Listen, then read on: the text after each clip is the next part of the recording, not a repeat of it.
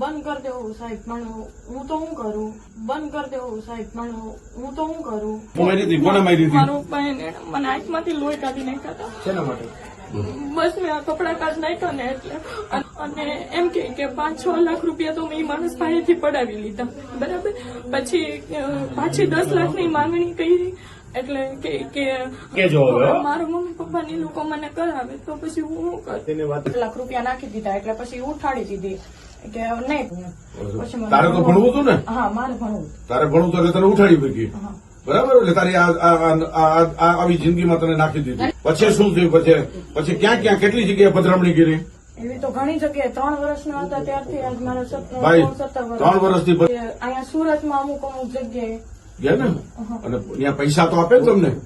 પૈસા આપે ને? કેટલા આપણે આશરે આપે બેટા? જે હોય ભેળિયામાં 2151 રૂપિયા મૂકે.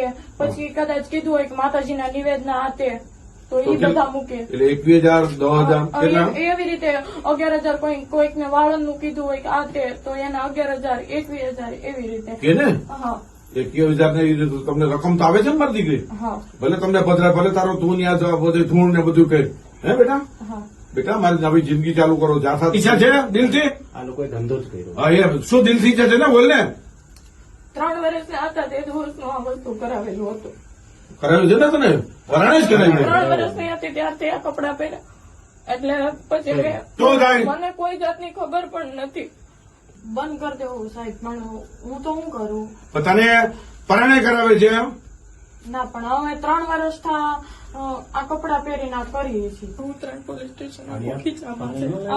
આ કરાવતા કપડા ન પહેરાવું તો ખરાબ બોલે મારા વિશે.